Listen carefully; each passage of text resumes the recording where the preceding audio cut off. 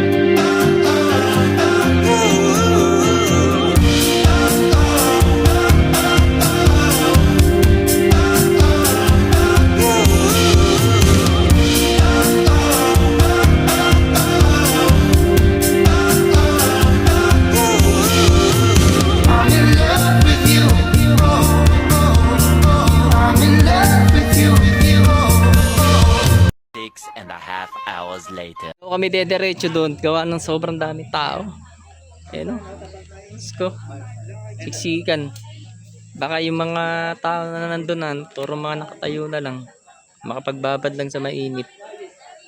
Pero ibig sabihin, talagang dayuhin talaga. May babalik ulit tayo doon? Sa may pagsanhan ba yun?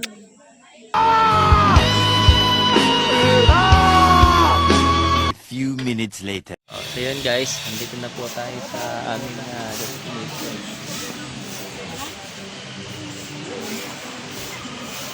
Running water po yan. Tapos pwede yung maglangoy doon sa ilog. Part doon.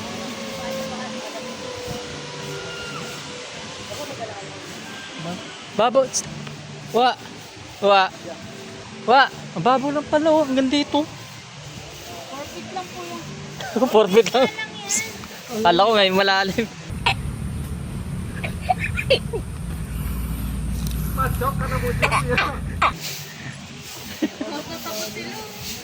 Siyempre, maganda na yung... Hanggang 4 feet lang po yan, ma'am. Lahat Pantay po yan. Pantay po yan. Buti nalaman natin kung hindi, kung tumayb yan. Ulo-ulo. Walang dive pa. Makakatama ang mga. Kala ko malalim. Kaya pupuwi na may remembrance. Hindi, paputukin niyo po lang. Yo! Sabihin mo ko sa Adams. Pwede ba yun? A few moments later. I'm standing on the highest ledge, right on the world's most windy edge, and making a brand. A few moments later.